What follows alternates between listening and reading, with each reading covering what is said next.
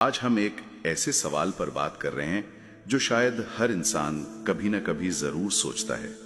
زندگی میں یہ سب کیوں ہوتا ہے؟ چیزیں ہماری مرضی کے مطابق کیوں نہیں چلتی؟ کبھی راستے بند، کبھی لوگ بچھڑ جاتے ہیں، آخر کیوں؟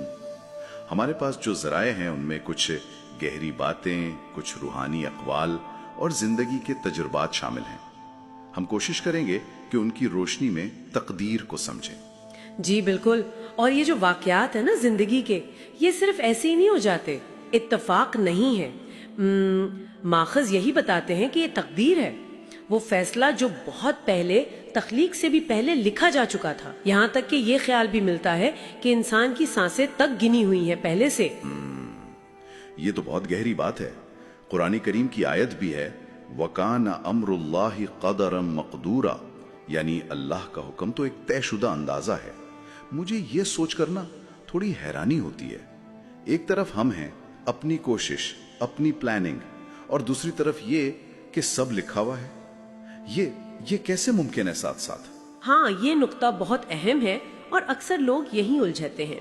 دیکھیے، تقدیر کا مطلب نا ذرائع کے مطابق بے بسی یا مجبوری نہیں ہے، بلکہ یہ ایک طرح کا ایمان ہے، یقین ہے، اس بات پر بھروسہ کہ جو ہوا وہ بہتر تھا، شاید ہمیں فوراً سمجھ نہ آئے، اور جو ہو رہا ہے وہ آنے والے وقت کے لیے ہماری تیاری ہے۔ اچھا، یعنی یہ سمجھنا کہ اگر کوئی دروازہ بند ہوا ہے تو شاید وہ راستہ ٹھیک نہیں تھا ہمارے لیے۔ کہیں پڑھا تھا کہ اللہ کبھی خواب توڑتا ہے تاکہ ہمیں جگا سکے، کبھی ہاتھ خالی کر دیتا ہے تاکہ ہم دعا کے لیے اٹھا سکیں۔ بالکل صحیح، یہی زاویہ ہے۔ تبھی تو کہا گیا کہ یہ جو مشکلیں آتی ہیں یہ سزا نہیں ہے، یہ تربیت ہے۔ ایک جگہ بہت خوبصورت بات لکھی تھی کہ اللہ جب آزماتا ہے نا تو وہ سزا نہیں دے رہا ہوتا، وہ آپ کو بنا رہا ہوتا ہے، جیسے سونا آگ میں تپتا ہے۔ اللہ بنا رہا ہوتا ہے، یہ تو پرسپیکٹیو ہی بدل دیتا ہے پورا۔ گرنے میں، ٹوٹنے میں بھی حکمت۔ جی ہاں، اور یہ حکمت نا عدل کے ساتھ ہے۔